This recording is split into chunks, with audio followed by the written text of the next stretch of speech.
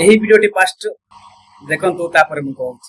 ଯେ ଯେ ଏଡ ବଡ଼ ପୋଷ୍ଟରରେ ପାନ ଛିବ କିଏ ପକେଇଦେଲା ଆପଣ ଚିନ୍ତା କଲେ ଗୋଟେ ଏଡ ବଡ଼ ହିରୋ ହଁ ଇଏ ତାଙ୍କ ମୁହଁରେ ପୁଣି ପାନ ଛିବ ଇଏ ସତରେ ଏଠି ଗୁଆ ସେପଟେ କ'ଣ ମିଠା ମାନେ ସବୁ ଖଇର ମିଶିକି ପୁରା ମାରି ଦେଇଛନ୍ତି।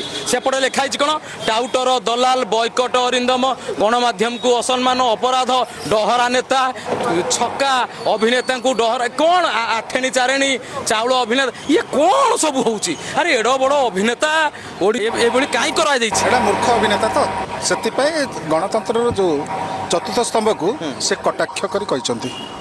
ଏମାନେ ନିଜକୁ ନିଜେ ଭାବିଲେ ରାଜନୀତିରେ ଯାଇକି ଆଉ ଟିକେ ନାଁ କମାଇବା, କିନ୍ତୁ ନାହିଁ। ଯେତିକି ବି ଫିଲ୍ମରେ ପ୍ରଶଂସା କିମ୍ବା ନାଁ କମାଇଥିଲେ ତାହା ବି ଆଉ ନାହିଁ, ସବୁ ହରାଇ ବସିଲେଣି। ଜୟ ଜଗନ୍ନାଥ।